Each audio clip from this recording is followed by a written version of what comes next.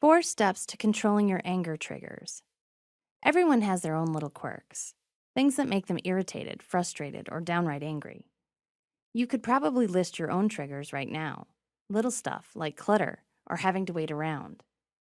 Maybe you can't stand a particular word or phrase, or you find it impossible to work if there's noise. The thing about triggers is that they're often small things that tip you over the edge, and before you know it, you've lost your temper over something that in the scheme of things doesn't really matter. Here are 4 steps you can take to manage your anger triggers better. 1. Take control. The first thing is to realize that you are totally in control of how you react. Work out what your triggers are, and you can take your power back. You can anticipate and plan for situations where you know you're likely to blow your top. 2. Learn to read your body. Be conscious of how your anger manifests in your body.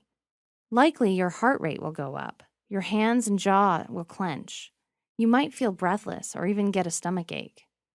Tune into what your body is telling you, and you'll learn to be able to stop the process of reacting. And remember, the feelings themselves aren't bad, but how you choose to respond to those feelings can be harmful, even destructive. Instead of sweeping the papers off your desk onto the floor or yelling, take a deep breath or go for a walk.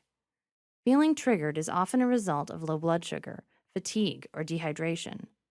Taking care of your physical needs can help you manage your emotional needs as well and make you more resilient to stresses and triggers.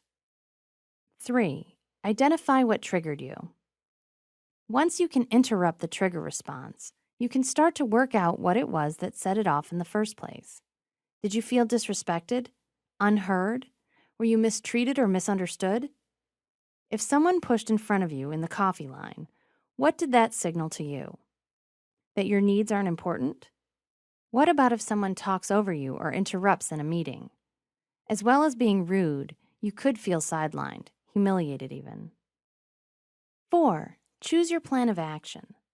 Whatever your triggers might be, it's totally up to you how you react. You can anticipate how you might feel and what you might do or say in response. Take a deep breath, detach from the situation, and focus on how you want to feel. You can choose to stay calm in triggering situations. It's up to you.